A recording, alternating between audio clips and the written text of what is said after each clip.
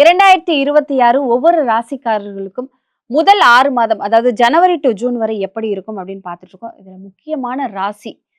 கஷ்டம் அப்படின்னாவே கஷ்டம் எங்களை தான் திரும்பி பார்க்குமா, எப்ப பார்த்தாலும் சோதனை மட்டும்தான் நடக்குமா அப்படிங்கிற மாதிரி துலாம் ராசிக்காரர்களுக்கு இந்த 2026 முதல் 6 மாதம், அடுத்த 6 மாதம் எப்படி இருக்கும்னு சொல்லுங்க.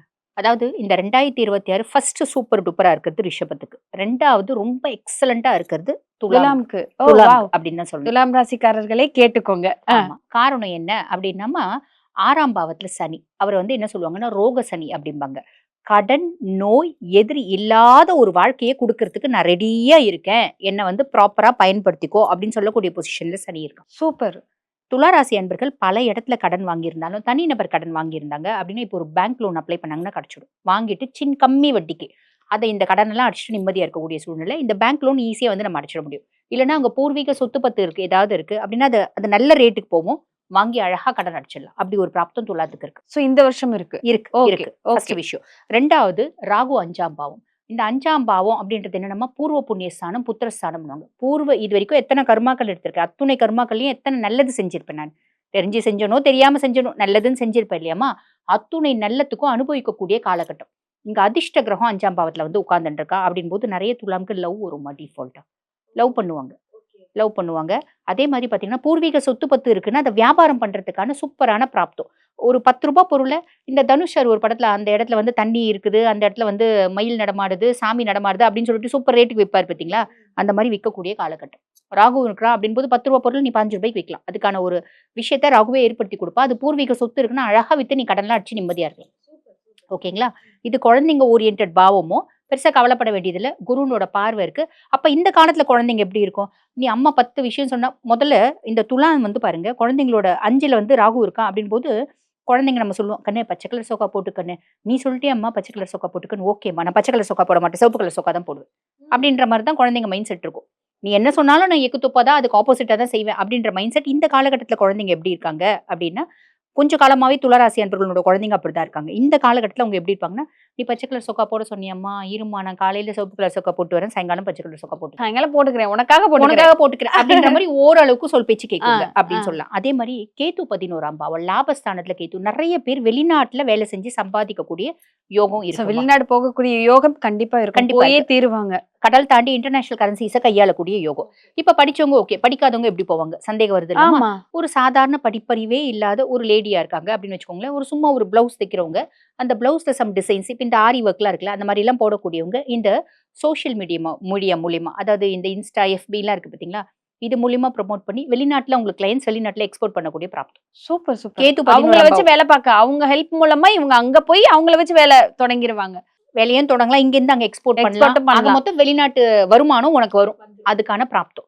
ரசாயனம், மருத்துவம் சார்ந்த தொழில் செய்யறவங்களுக்கு இன்னும் நல்லா இருக்கும். எல்லா தொழிலுக்கும் நல்லா இருக்கும், பட் இவங்களுக்கு ஒரு கல் எக்ஸ்ட்ராவா இருக்கும் அப்படின்னு சொல்லலாம்.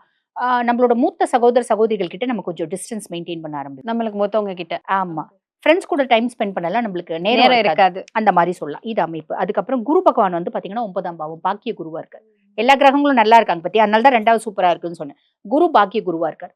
அதிர்ஷ்ட ஸ்தானத்துல குரு பகவான் முழு சுபர், எல்லா விதத்திலயும் ஒரு அதிர்ஷ்டம் அப்படின்றது கொடுத்துருவார். உதாரணத்துக்கு நம்ம சொல்றோம் அப்படின்னு வச்சுக்கோங்க, ஒரு பொண்ணு அதுக்கு படிக்கும்போது நல்லா படிச்சிருச்சு, காலகாலத்துல ஒரு நல்ல வரன் வந்துருச்சு, காலகாலத்துல குழந்தை அப்படின்றது குழந்தை பிறப்பு அப்படின்றது வந்துருச்சு, வீடு கட்டிடுச்சு, நல்ல சந்தோஷமா செட்டில் ஆயிடுச்சு. அப்ப அந்த பொண்ணு என்ன சொல்லும், பாக்கியவதி அப்படிம்போம். அந்த மாதிரி குரு பாக்கியஸ்தானத்துல உட்கார்றதுனால எல்லா பாக்கியங்களும் குரு உனக்கு கொடுத்துருவார். ஒரு சுப கிரகம், முழு சுபன். அப்ப எல்லா விதத்திலயும் உனக்கு பாக்கியம் அப்படின்றது கொடுத்துருவோமா. இது முற்பகுதியில். ஸோ இப்போ துலாம் ராசி அப்படின்னு சொல்லும்போது ஆரம்பத்துல இருந்து முடிவு வரைக்குமே நல்லது நல்லது நல்லது நல்லதுன்னு இருக்கு. இப்போ துலாம் ராசிக்காரர்கள் நிறைய பேர் இந்த வருஷம் நான் எப்படியாவது வீடு வாங்கணும் அப்படின்னு நினைக்கிறவங்கனால வீடு வாங்க முடியுமா? தாராளமா வாங்கிட முடியும். அதுதான்மா, நீ வீடு வாங்கணும்னு நினைக்கிறியா வாங்கு, கார் வாங்கணும்னு நினைக்கிறியா வாங்கு, குழந்தைங்களுக்கு நகை நட்டு வாங்கணும்னு நினைக்கிறியா வாங்கு. இது வரைக்கும் எனக்கு திருமண பிராப்தம் இல்லை, நிறைய பேருக்கு திருமண பிராப்தம் கூடி வரும். இன்னொன்னு, குரு பகவான் பாத்தீங்கன்னா 9ஆம் பாவத்துல இருக்கும்போது வெளிநாடுக்கு படிக்க போகணும்னு ஆசைப்பட்டா போகலாம். ஹையர் எஜுகேஷன்ஸ் நிறைய இப்ப MD பிள்ளைங்க, MBBS படிச்ச பிள்ளைங்க MD எழுதுன்னா செலக்ட் ஆயிடும். ஏன்னா குருனாலே படிப்புக்கான கிரகம், செலக்ட் ஆயிடும். ஓரளவுக்கு படிக்கணும். நான் ஒண்ணுமே வெத்து பேப்பரை கொடுத்துட்டு வந்தா குரு பாஸ் பண்ணிடுவாரா அப்படிலாம் கேட்கக்கூடாது. நம்ம ஓரளவுக்கு படிக்கிறோம் அப்படின்னா பிளானட்ஸ் சப்போர்ட்டிவா இருக்காங்க. 1 மார்க்ல போயிடுதுங்க, 2 மார்க்ல போயிடுதுங்க, நிறைய பேர் சொல்லுவாங்க பாத்தீங்களா. அந்த மாதிரிலாம் இல்லை, சூப்பரா பாஸ் பண்ணிடுவாங்க. இது எல்லா விஷயத்தையும் ஆன்மீகம் சார்ந்த இன்ப சுற்றுலா நீ இன்ப சுற்றுலா போறதாலும் சரி, ஆன்மீகம் சார்ந்த சுற்றுலா போறதாலும் சரி, அதுக்கான ஒரு பிராப்தம் எல்லாமே வந்து பாத்தீங்கன்னா குரு குடுப்பாரு. அப்பா ரொம்ப சப்போர்ட்டிவா இருப்பாரு அப்படின்னு சொல்லலாம். இது அத்தனையும் முற்பகுதியில நடக்குமா. ஓகே. நிறைய விஷயம் நம்ம கேட்டுருக்கோம். இப்ப துலாம் ராசி மாணவர்கள் எப்படி படிப்பாங்க இந்த வருஷம்? அது உங்களுக்கு படிப்பெல்லாம் எப்படி இருக்கும்? அது எப்படின்னாமா 9ல குரு அப்படின்னும்போது, இந்த படிப்பு, ஹையர் எஜுகேஷன்ஸ் அப்படின்றது வரும். 5ல ராகு. இது வந்து பார்த்தீங்கன்னா, இந்த பேசிக் படிப்பு. ஒரு டிகிரி படிக்கிறவங்க. 5ல ராகு இருக்கும்போது, டிஸ்ட்ராக்ஷன்ஸ் நெறைய இருக்கும். ஆனா, குருனோட பார்வை இருக்கிறதுனால, முற்பகுதியில ஓகே படிச்சுடுவாங்க. பிற்பகுதியில தான் காம்ப்ளிகேஷன்ஸ் வரும். பிற்பகுதியில 5ல ராகு குருனோட பார்வையில. அப்ப படிப்புல கொஞ்சம் ஒரு கோளாறு வரையும். நெறைய வந்து டிஸ்ட்ராக்ஷன்ஸ். நெறைய பிள்ளைங்க லவ் பண்ண ஆரம்பிச்சுடும். லவ் பண்றது, அ ஒரு இப்பதான் லவ்வுன்னா அது ஒண்ணு இல்லவே இல்லல்லம்மா. சும்மா நெறைய ரொம்ப கம்மி. சும்மா ஆ, டைம் பாஸுக்கு ஆமா. பிள்ளைங்க. க்ரஷ்டுதுங்க, பெஸ்டின்னுதுங்க, பெஸ்டின்றாங்க. என்னென்னவோ சொல்லுதுங்க பார்த்தீங்களா? அந்த மாதிரிலாம் பிள்ளைங்களுக்கு டிஸ்ட்ராக்ஷன்ஸ் வரும் பிற்பகுதியில. அதே மாரி முற்பகுதியில ஓரளவுக்கு சொல் பேச்சு கேட்டு இந்த பிள்ளைங்க பிற்பகுதியில கேட்காது. என்ன அப்டின்னா, ஏங்க துலா ராசிக்கு நல்லா இருக்குன்னு சொன்னீங்களேங்க. நல்லா இருக்குதான். இந்த காலத்துல எந்த பிள்ளை கேட்குது? அந்த மாரி நம்ம நெனச்சுக்க வேண்டியதுதான். இந்த பிள்ளைங்க என்ன பண்ணும்னா, இந்த விக்ரமாதித்தன் கதை நம்ம படிச்சிருப்போம் இல்லைங்களா? வேதாள வந்து விக்ரமாதித்தனோட முதுகுல வந்து முதுகுலயே உட்காந்து உட்கார்ந்திருப்பாரு. ஏறிக்கும். ஏறிட்டு இந்த கதை ஒரு கதைய சொல்லும். இதுக்கான பதில் சொல்லு. ஏன் அந்த ராணி அப்படி பண்ணா? ஏன் இந்த அரசன் இப்படி முடிவு பண்ணான்? இதுக்கான பதில் சொல்லு, பதில் சொல்லு. சொல்லலன்னா உன் தலை சுக்கு நூறா வெடிச்சிடும் வெடிச்சிரும். அப்படிங்கும். பதில் விக்ரமாதித்தன் யோசிச்சு அவன் பயங்கர புத்திசாலி. பதில் சொல்லிடுவான். சொன்ன பின்னாடி திரும்பி முருங்க மரத்துல போய் தொங்கும் அந்த வேதாளம். அந்த கதை தான் பிள்ளைங்களுக்கு. நடுவுல கொஞ்சம் திருந்தா மாரி இருக்கும். திருப்பி போய் தொங்கும். என்ன பண்ண முடியும்? அமைதியா இருக்கணும். இந்த காலகட்டத்துல என் பிள்ளைய நான் திருத்தியே தீருவேன். மிஸ் கிட்ட மாட்டி விடுறேன். காலேஜ்ல போய் அசிங்கப்படுத்துறேன் அப்படின்லாம் சொன்னீங்கன்னா, பிள்ளை உங்கள விட்டு ரொம்ப தூரம் போயிடும். விட்டுறணும். அவனே பட்டு திருந்துவான் ஆமா, அப்படிங்கிற மாரி ஆமா. விட்டுறணும். அமைதியா அனுபவம் ஒன்றே வந்து உன்னை மாற்றும் அப்படிங்கிற அப்படின்ற மாதிரி. மாரி நம்ம குழந்தைங்க விஷயத்துல மட்டும் அமைதியா இருக்கும். அது கண்டிப்பா. ஒண்ணு மட்டும் கொஞ்சம் நெகட்டிவ் இருக்கே தவிர வேற எதுவும் கிடையாது. Ketu same position. அதே மாரி குரு வந்து பிற்காலத்துல வந்து பார்த்தீங்கன்னா, அதாவது பிற்பகுதியில 10ஆம் பாவத்துல இருப்பார். நீ நல்ல டெவலப் ஆவ. தொழில் நல்ல முன்னேற்றம் இருக்கும். பாக்கிய குரு நெறைய அதிர்ஷ்டத்த குடுப்பான், பாக்கியத்த குடுப்பான். எப்படி நம்மளுக்கு வரும்? எங்கேயோ நம்மளுக்கு வந்து நோண்டி புதையல எடுக்க முடியும். நீ சம்பாதிக்கிறது உன்னோட வருமானம் தான். அப்ப உன்னோட வேலை செய்ற இடத்துல பிரஷர்ஸ் அதிகமாகும் பிற்பகுதியில்.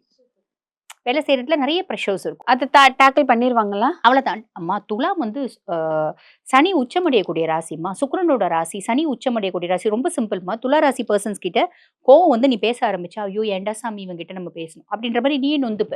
எப்படி அப்படின்னா, வெட்டு 1 துண்டு 10 அதுதான் துலாம். அட்டமெண்டா பேசுவாங்க. சனியினோட கேரக்டர் உண்டு. மடமெண்டா பேசுவாங்க.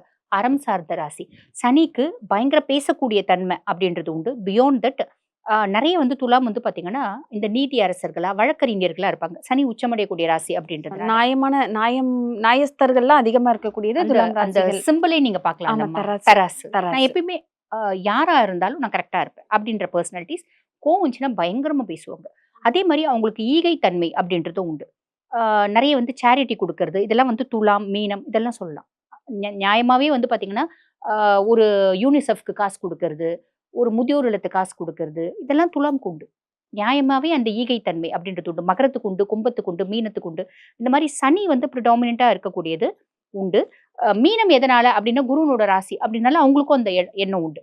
சுக்கிரன் உச்சமடையக்கூடிய ராசி அப்படின்னால அவங்களுக்கும் அந்த எண்ணம் உண்டு. இந்த வருஷம் இந்த விஷயத்த பண்ணலாம். துலாம் ராசிக்காரர்கள் தைரியமாக பண்ணலாம் அப்படின்னா எப்படி என்ன பண்ணலாம்? என்ன பண்ணணுமோ பண்ணிக்கோங்க. என்ன தோணுதோ பண்ணிக்கோ. என்ன உனக்கு முன்னேற்றத்தை நோக்கி நீ என்னென்னலாம் செய்றியோ அத்தனையும் செஞ்சுக்கோ. குழந்தைங்க விஷயத்துல மட்டும் கை வைக்காத. கை வச்ச நீ ட்ராப் ஆயிடுவ. குழந்தைங்க தான் உனக்கு எதிரியா மாறிடுவாங்க. மீதி எல்லாம் நீ செய். என்ன இப்போ இன்னைக்கு திருந்தாது நாளைக்கு திருந்தது. அம்மா எப்பயுமே நம்ம நெறைய பேர் என்ன நினைக்கிறாங்க அப்படின்னா, எதிர் வீடு, பக்கத்து வீடுலாம் கம்பேர் பண்ணிக்கிறாங்க. அந்த பையன் எப்படி இருக்கான் பாரு, இந்த பையன் எப்படி இருக்கான் பாரு அப்படின்ற மாதிரிலாம் கம்பேர் பண்ணிக்கிறாங்க.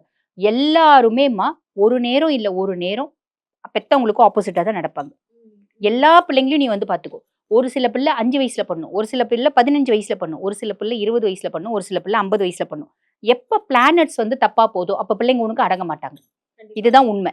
நீ எதிர் வீட்டுக்கார பையன் சூப்பரா இருக்கான் அப்படின்னா, அந்த பையன் அடங்காத காலகட்டமும் ஒண்ணு இருக்கும். அதனால கம்பேர் அண்ட் கான்ட்ராஸ்டே பண்ணாதீங்க. தாய் சொல்றத நாய் சொல்லும் அப்படிம்பாங்க. பிள்ளைங்கள போய் வெளிய குறை சொல்லாதீங்க. இது நான் சொல்ற அட்வைஸ்மா பெத்தவங்களுக்கு. ஏன்னாம்மா நம்ம பெத்துட்டோம். நீ பெரிய ஆளா வந்துட்டா மட்டும் உன் வாழ்க்கை முடிஞ்சிருச்சா? நீ பெரிய ஆளா இருக்கிறது வாழ்க்கை இல்ல. உன் பிள்ளை உன் பேர் சொல்லணும். அதுதான் நீ வந்து ஜெயிச்சிட்டேன்னு அர்த்தம். அப்ப பிள்ளை பேர் சொல்ற மாரி பிள்ளை எவ்வளவு தப்பா இருந்தாலும் அத நீ மாத்து. அதுதான் அம்மா. சூப்பர். இப்ப இல்லையாம்மா? துலாம் ராசிக்காரர்கள் நீங்க ஒரு விஷயம் சொல்லியிருக்கீங்க. அந்த பிள்ளைங்க விஷயத்துல வந்துட்டு, அவன் போக்குல அவன விடு. அவனுக்கு தெரியும் எது நல்லது, கெட்டதுன்னு அவன் மாறி வருவான். நீ போய் அவன கண்டிக்கணும்னு நினைச்சீன்னா, பிரச்சனையில் மாட்டிக்குவ அப்படின்னு சொல்ல. நீங்க ஒரு விஷயம் சொல்லுவீங்க மேம். அ ச சனியாக இருக்கட்டும், குருவாக இருக்கட்டும், ஒவ்வொரு வயசுக்கும் அவங்களுக்குரிய விஷயங்கள பண்ணுவாங்க. எல்லாருக்கும் ஒரே மாதிரியா இருக்காது.